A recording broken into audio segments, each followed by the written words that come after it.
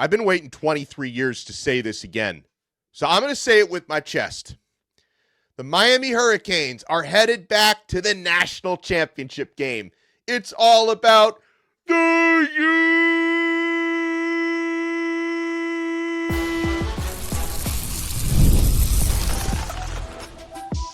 You are Locked On Canes, your daily podcast on the Miami Hurricanes, part of the Locked On Podcast Network, your team every day. And Carson Beck has a career-defining game-winning touchdown drive. I think my favorite thing that came out of that game was when Jakobe Thomas, in an interview, referred to Carson Beck as Vanilla Vic. I'm Alex Donno, University of Miami alumnus, co-host of Locked On ACC, and host of Postgame on the Hurricanes Radio Network. And thank you so much to the everydayers for making Locked On Canes your first listen. And thank you for being here through the good times and the bad. Let's let the good times roll. We're available free wherever you get your podcasts. We're free on YouTube. We're part of the Locked On Podcast Network, your team every day. Today's episode is brought to you by FanDuel. The college football playoff is here, and FanDuel is the best place to get into the action all playoff long. So visit FanDuel.com to get your college football playoff profit boosts every game day. On this loaded episode, we'll talk about Miami's road to the championship game, and the road leads back to your home stadium. January 19th, Miami's going to play either Indiana or Oregon. We'll talk about who we'd rather face for whatever reason we can come up with. We'll give out game balls. We'll talk about Carson Beck and his teammates, but I'm happy to bring on the truth teller. Oh my God. I know it's not Tuesday, but we need your truth today. And Bruce, that game, it's being referred to by folks who didn't have a horse in the race as an instant classic. For me, it was instant heart palpitations for 3+ hours. So I'm gonna have to go back and watch it a second time where I'll probably enjoy it a little bit more. But that was an unbelievable game and a heart-wrenching fourth quarter. Wow. I mean, we're there.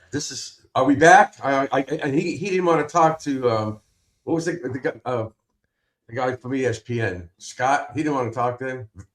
Oh, really? Van Pelt? He asked him about it. He says, I don't want to talk about it. Don't even say that to me. But they are back. It is what it is. They're back. What I said last week. Whether he likes it or not, we're back. This is what we've wanted for 23 years, and we've come up short.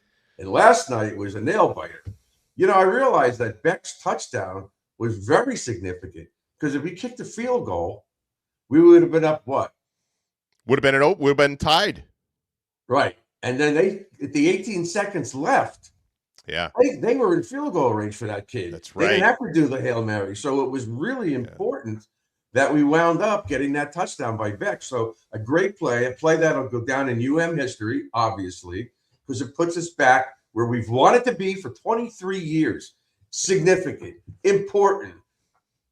A national team, and our logo is now, we're back. And as I said last week, when we were talking about back or not back, the whole nation was talking about it. And then yesterday I was in therapy for my leg, and I'm watching the TV for 1 hour. ESPN, all they talked about was Ole Miss and Trinidad Chambliss. That's all they talked about. I did not see one UM highlight. So it scared the hell out of me. I figured maybe there's a fix and ESPN knows about it. Wow. But we played really, really hard yesterday. But there's a lot of buts. Because I thought at one point in time, we could have blown them out. We really had chances to blow them out. We didn't do it.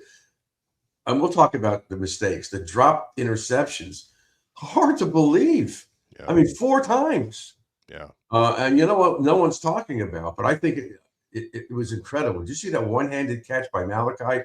He was out of bounds by a fraction. I don't know, because he got the toe in. He got the toe in first.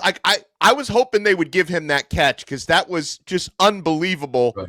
And again, we're talking about an 18-year-old who should still be in high school. But Malachi Toney makes plays like a grown 21-year-old out there. Yeah, they kept on saying the toe was down, but the foot hit the ground at the same time. Yeah. Had he tiptoed and then gotten out of bounds. Yeah. So close. With all that acrobatics, it's kind of hard to point your one toe down to get in. But what a catch. Unbelievable. And he's so little. He must have big hands or something to do that.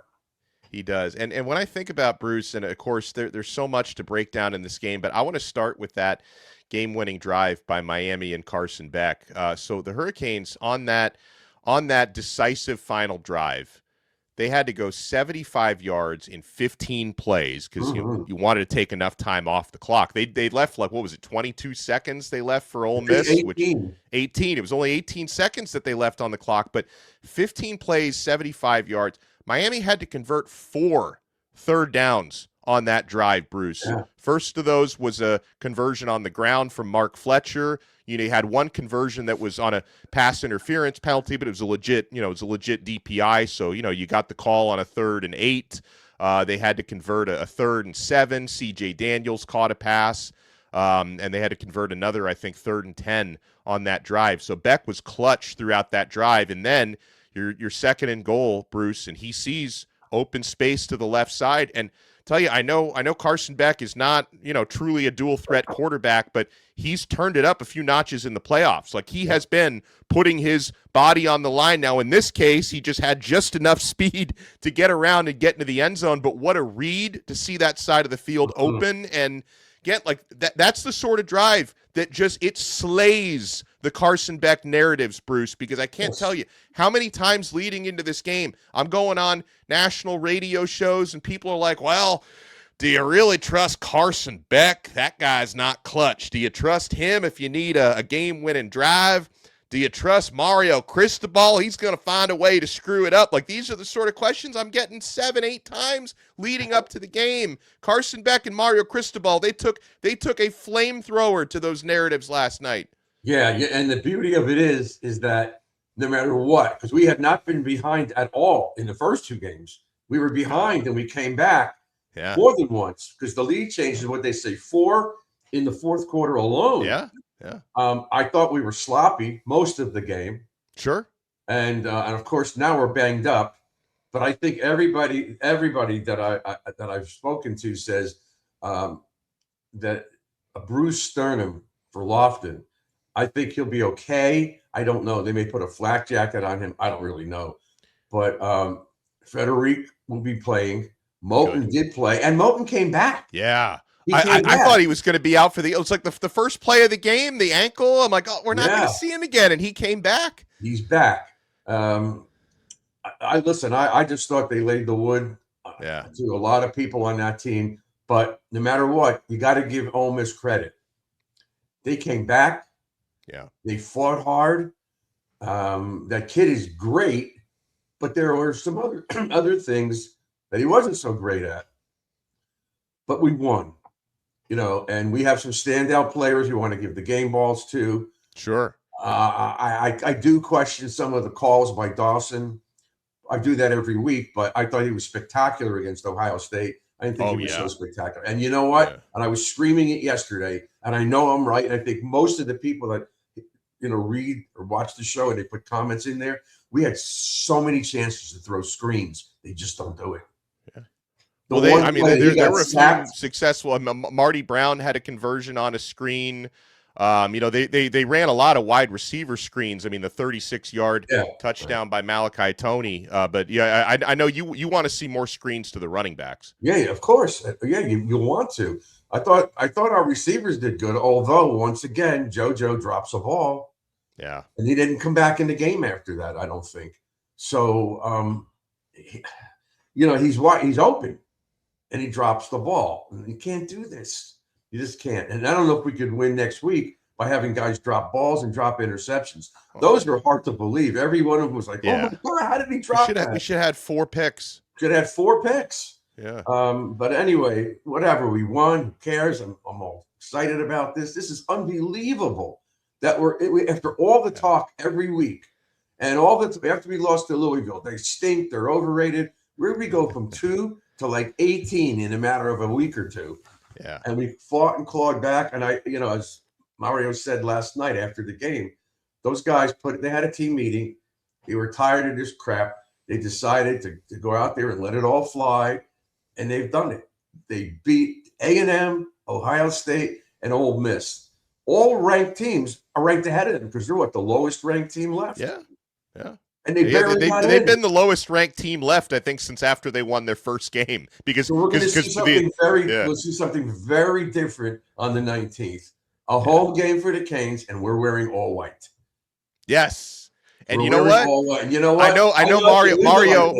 Yeah, Mario is superstitious, like and they have to wear white because they're considered the road team. But Correct. I know they're going to go, like you said, they're going to go all white again because they've worn the stormtrooper look 3 games into the playoff, 3 wins. Mario's going to keep the same. Like he's superstitious like I am. But when we come back, Bruce, I want to get into, you mentioned game balls. We're going to give out game balls for this one.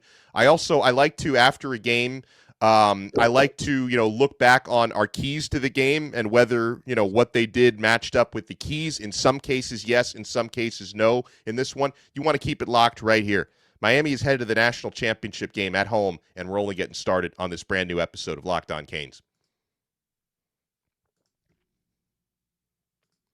Let's talk about something that most men don't want to bring up, but absolutely should.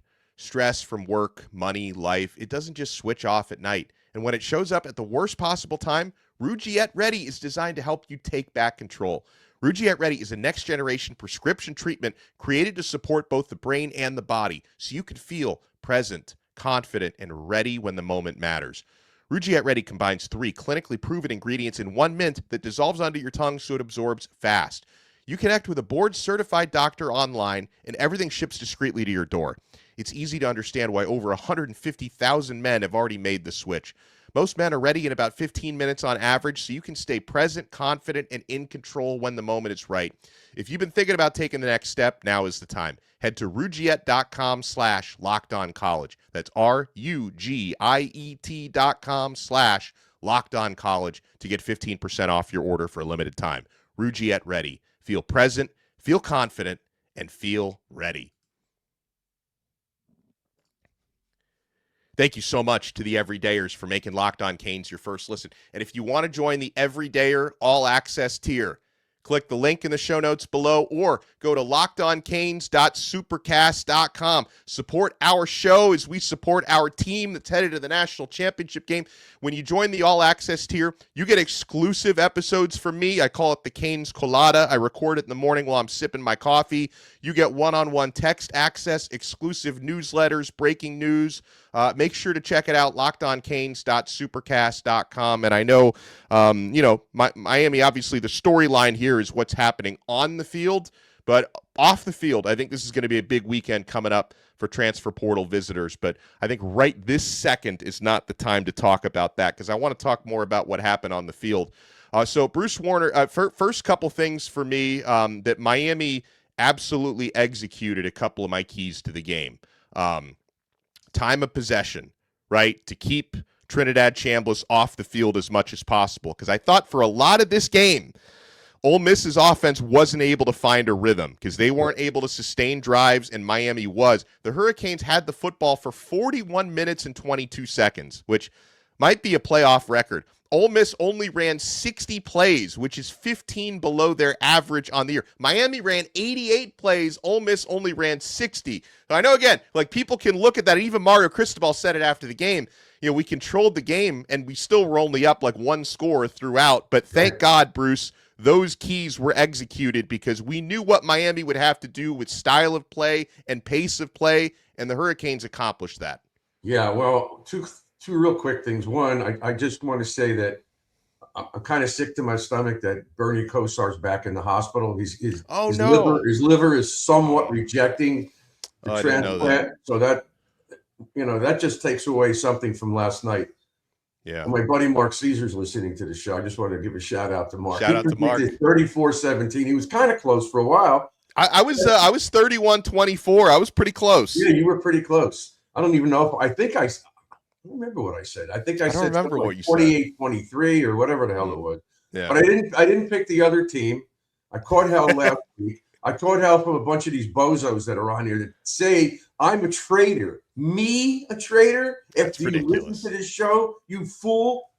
So anyway, I don't want to talk about that fool, but I wrote some of these guys back. They just pissed me off because they don't know what the hell we're talking about. Anyway, so had we had any of those 4 missed interceptions, they wouldn't have had the ball and scored as many points. Yeah. 4 times we had a chance to take it away from them. We didn't do it. That's what really allowed them to stay in the game, because they scored a couple of times after that. But what were we talking about? I got we're talking about the keys to the game that Miami accomplished. Because and another big one, Bruce, was running the football. Going up against an average rushing defense, 65th ranked in the country. Miami rushes for 191 yards in this game, which was so critical. 191 yards on, I think it was like 52 carries, which was a season high. So we knew the emphasis was running the football. 51 carries for 191 yards, with Mark Fletcher, who's now over 1,000 yards on the season, 22 carries for 133. Marty Brown, 14 carries for 54 yards and a touchdown. So that was another one that Miami accomplished, was establishing their running game. Right, but you don't have to run the ball. We could, you could mix in the run in the pass. Just keep the real question was, can we keep Chambliss from running around and making big plays, which we did, and another one. And we kept them off the field. They were very discombobulated for quite a while in this game. He's great, but he's coming back, isn't he? He's got another year, maybe. Yeah, he's got, because he started in JUCO, so I think he's waiting on a waiver. But assuming all that clears, he's said he's coming back to Ole Miss, which is funny because Lane Kiffin thought he was just going to steal all those guys, but none of them want to play for him. Well, I don't know about that. The Washington they're so pissed about the way he left that they all want to stay there. Okay, well, the Washington quarterback apparently is staying at Washington. Yeah. He signed the deal, and then he wants out, but I think he's going to stay, he's going to stay. Yeah. I thought, so the game balls, we talked about that. Obviously, you got to go with Fletcher. You got to go with Beck. Yeah. I think Marion had a good game. He played pretty well. Tony. Defensively, who's the defensive standout? I thought Toure played pretty well. Yeah. I thought Mohamed Toure and Jakobe Thomas, I thought were our top 2 defenders. And it was not a bad day for the defense. I just thought this was more of like a strategic discipline type of game. We only had 1 sack in the game, but I think a lot of that had to do with our defensive line being focused more on the running lanes and on containing Chambliss rather than overcommitting for sacks. And then, of course, could have had 4 interceptions. We dropped them all. So I thought Corey Heatherman did an awesome job having his team in the right places. We just didn't execute enough, but still executed well enough, Bruce, to hold an Ole Miss team that averages 37 points per game, held them to 27, and an Ole Miss team that had scored more than 30 points in 8 consecutive games. We broke that streak for them. But I thought Toure and Jakobe Thomas, I thought, were the top 2 guys. Yeah, the defensive line didn't really have any standouts. Moulton got hurt. Who else got hurt? He came back at least. Yeah, he came back, but a bunch of guys got hurt. And Xavier Lucas is out of the first half of the title. Yeah, OJ Frederic. He'll play. I think he'll be okay. I think so. The only injury really that I'm concerned about is Elijah Lofton with the bruised sternum. I don't know, sternum, his ribs. I think he'll be off for about 5 or 6 days, but he'll still have another 4 or 5 days to prepare to be. I think he's going to play. Yeah. I think he's going to play. So it's unbelievable. It's just I still can't believe it. And I got a bunch of texts and calls from people, but it's unbelievable where we are. We are one of the top 2 or 3 teams in the nation, and we almost didn't get in. And now that we're in, the buzz is back. I don't know, whatever Mario says, we're back or we're here. It doesn't matter. We're here. We're in the title game at home. Now, will we be underdogs to either team? I think yes. Yeah, I think so. Even though we're going to be home, I think yes. Now, we'll see tonight how good these 2 teams are. I know Indiana's real good. They took apart Alabama, who's really a very overrated team. Oregon, I saw them last week. They're pretty good. But again, let's see what happens when they play each other again. Right. That's right, because Indiana already beat them. Our team is not the same today as it was when we were 10-2 at the end of the season. 3 road games, as you mentioned, 3 victories. The SEC is out of the finals. There's nobody left in the SEC. So we have everything. Can you imagine if we win this game? I mean, I watched the first one with Bernie. That was to beat Nebraska, one of the greatest teams of all time. That's what they said at the time. Yeah. So, you know what? I don't know this home field advantage because Oregon's going to get a bunch of tickets. They just played here a week ago, so they're not afraid to be here. Yeah, and play. that's right. And they travel well, that fan base. So, yeah. But you know what? I don't care. We let it all hang out. We played better than yesterday. We could win this game. Oh, yeah. We could win this game, but it has to be the same pattern. We have to jump out in front, control the clock, and go from there. Now, so, I'm excited about tonight's game because I want to see who we're going to play. Same. Yeah, it's going to be a good scouting session. Now, what about the portal stuff? Or as Mark says, the portable. He's listening, so. Well, there's been some noise out there about a possible Sam Leavitt visit for this weekend, the Arizona State quarterback, and it seems to me like he wanted to get to Miami before he made a decision. So maybe we'll have that opportunity. Obviously, Ty Simpson announced he's going to declare for the NFL draft. So, I mean, he might follow through with it. The last couple guys who said that both ended up being Canes, as we recall. But maybe Simpson follows through with it. Who else could LSU get? Who's left? Is Leavitt like the only one that's really good that's left?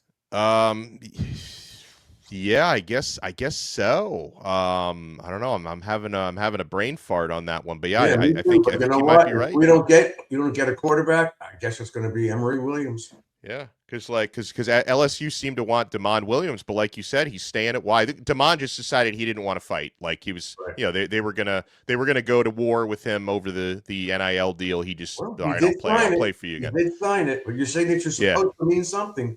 Yeah, exactly. No, sure. So So I just think he decided he didn't want to fight that. So he's sticking around there.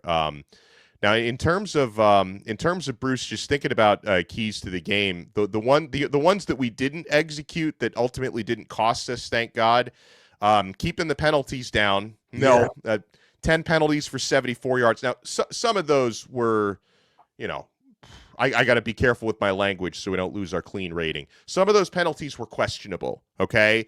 I thought to eject Xavier Lucas, which is going to cost him the first half of the national championship game for that they called targeting. Yeah. I thought that was absurd.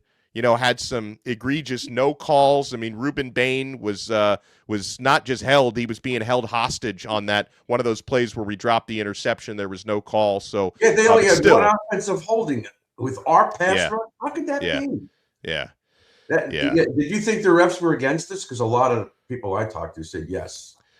It's always hard to say that because you can look at a couple calls like Ole Miss felt which Ole Miss thought they should have gotten a PI on the Hail Mary call, which is like both guys were hand fighting. You don't get those calls on Hail Marys, but but both sides thought they had calls go against them. I usually lean towards like bad officiating versus crooked officiating. Right. Not to say there have never been crooked officials, but I usually lean to bad before I lean to somebody. Oh, you know what else is bad? Again, Blay jumped offsides. Again. Oh, it happens every game. And offsides with contact. Right. And then, of course, you've got Cooper who did it twice.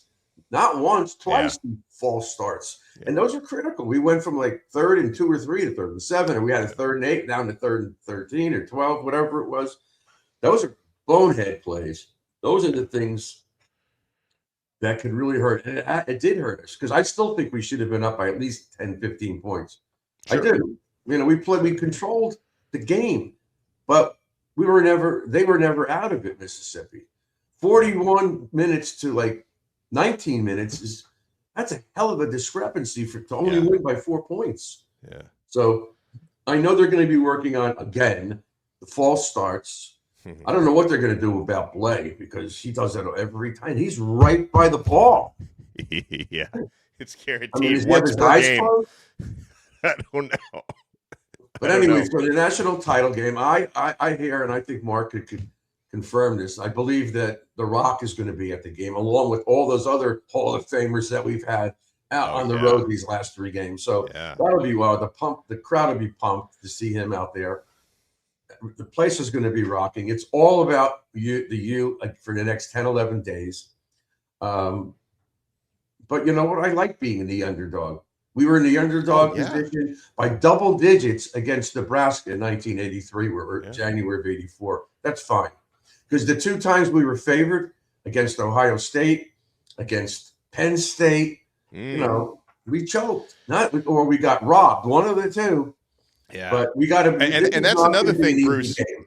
We finally exercised the Fiesta Bowl demon. Yes. Miami before last night was 0-4 in Fiesta Bowls. And it wasn't just 0-4, it was 0-4 in the most catastrophic of ways, with that Vinny Testaverde game, with the 0-3 Fiesta Bowl. And when we come back, we'll talk a little bit more about January 19th, but also one of the most important statistics that decided Miami's victory. We're not talking about time of possession. We're not talking about number of plays. An area that Miami executed exceptionally well on both sides of the football. You want to keep it locked right here. We're not done yet on Locked On Canes.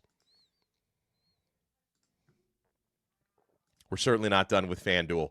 The college football playoff is here, and FanDuel has given all customers even more ways to get in on the action every single game day of the playoffs, because right now, every college football playoff game day, FanDuel users get a profit boost waiting for them in the app. You had it last night, you'll have it tonight.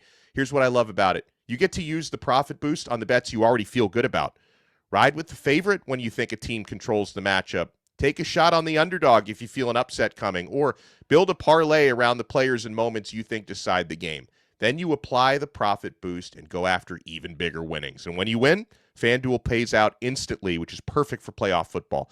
FanDuel is the best place to get into the action all playoff long. So visit FanDuel.com to get your college football playoff profit boosts every game day.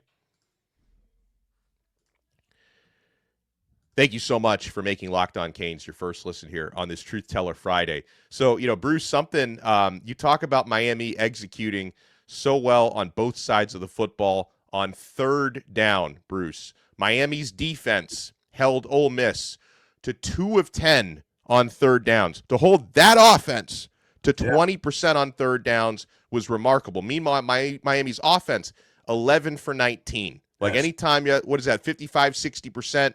That's to be over 50% against a playoff team on your own third downs is great. Miami was also 2 for 2 on fourth down. So on both sides of the football, on the money downs, Miami executed, Ole Miss didn't. That was another big difference in the win. Yeah, and another game goes by, and other than the busted play to Marion, we still can't get the ball deep. We still can't throw deep. That could come back to bite us in a game like this coming up. But looking at the two quarterbacks, obviously Moore is more mobile than the Indiana Mendoza. Mendoza. But he can run. He makes plays. Yeah. Look, we saw that last year against when we were playing Cal. He's real good. Yeah, he's the Heisman Trophy winner. But I'm not as worried about him scrambling, making plays, because he's tall. I think we might be able to get to him. Another thing I think, and maybe you could answer this, or the fans, I think we looked a little, I don't want to use the word exhausted, but I think maybe tired from the emotional strain of the travel and being on the road 3 weeks in a row. It just seemed like we weren't as sharp. And I think the extra day off, being home, not having to travel and all that stuff is going to make a big difference. We should be much fresher in the title game. Did you think they were a little just a step off? Yes. I thought at times the offense settled in, but I thought that they looked a little nervy early in the game. Mm-hmm. But then the defense, you can tell the defense is playing through pain.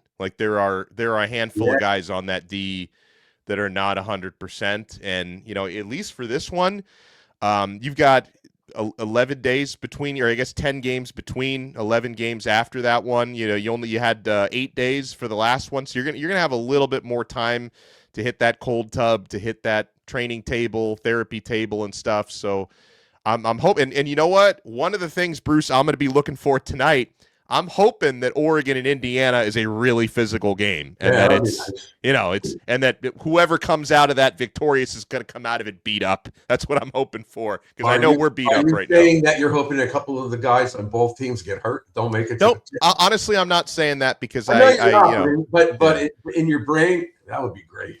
I mean, I want them all to ache, is what I'm saying. I want all of them when they get out of bed tomorrow morning. Oh my gosh, my hamstring hurts. I can barely walk. My shoulder is sore. That's the sort of thing I want. Well, that's going to happen. Of course. Yeah. And this magnitude, of course. Yeah. Look, I'm just so excited. It's still hard to believe that we played Notre Dame. We beat them. We've been doing this now for the entire season, since the end of August, all through the season, the ups and the downs, the highs and the lows, and we're playing for the national championship. And we almost didn't get in, and I don't know what impact this had on the committee, but Saban has been talking up Miami since before they even made the selections. And he kept on saying Miami is the team that can go all the way. They have the balance and the physicality and the violence needed to get to the title game. We're here. Yeah. And Notre Dame should still, and I heard this the other day, should still be angry at Alabama, not us. Yes. Thank you. Alabama was a fraud.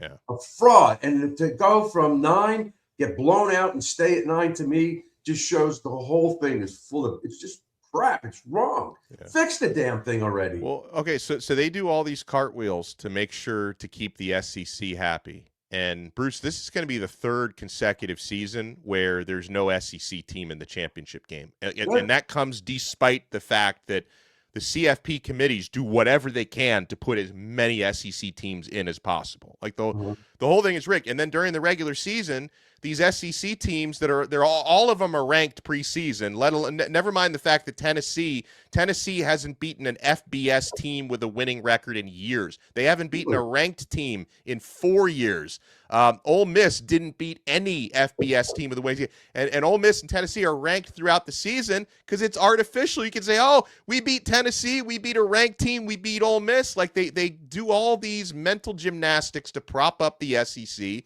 But the SEC has been exposed. They have sucked during this bowl season and playoff season. And again, for the 3rd straight year, they are going to have 0 representation in the championship game. Well, and then you throw out Ohio State, who played nobody all year. But the 2 teams they did play, Indiana and Miami, they lost.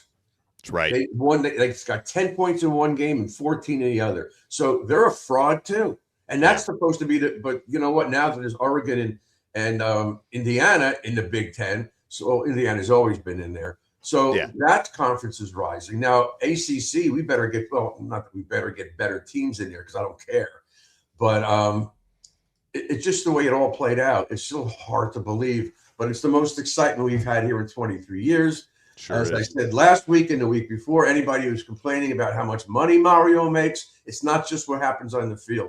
It's how he put all these things together, and he's not done yet. And he knows we're not done yet. So I just hope they get a couple of guys in the portal. I'm pretty sure we're getting the wide receiver from South Carolina. Yeah, Vandrevius Jacobs. There's your bomb guy for next season. Vandrevius Jacobs, and also I think we're going to get Omar Thornton, the really, really versatile DB from Boston College, and then we'll see who visits this weekend because I know Miami's going to be turning it up.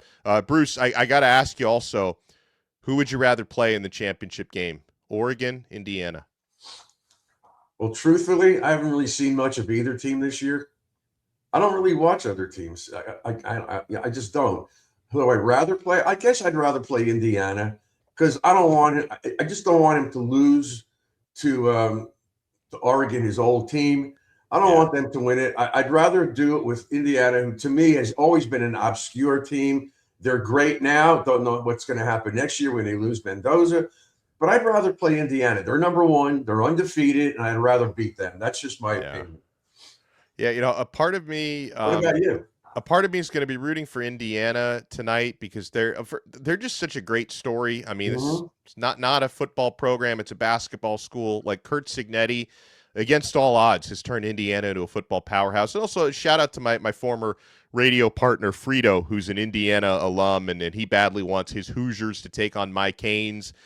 So I think maybe I'll root for Indiana, but at the same time, man, playing Oregon would be fun for losing to Oregon would not be fun, but playing Oregon and having that chance for Mario Cristobal to beat Dan Lanning, for Cristobal, who could have stayed at Oregon 4 years ago and decided to gamble on himself and on his alma mater, for him to beat Oregon with Miami, that would be the best story for Miami, would be beating Oregon.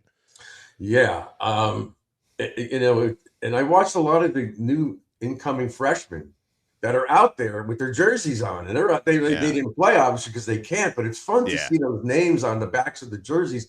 of kids that are here, like Clinton Portis's kid and a bunch of other guys that Cantwell.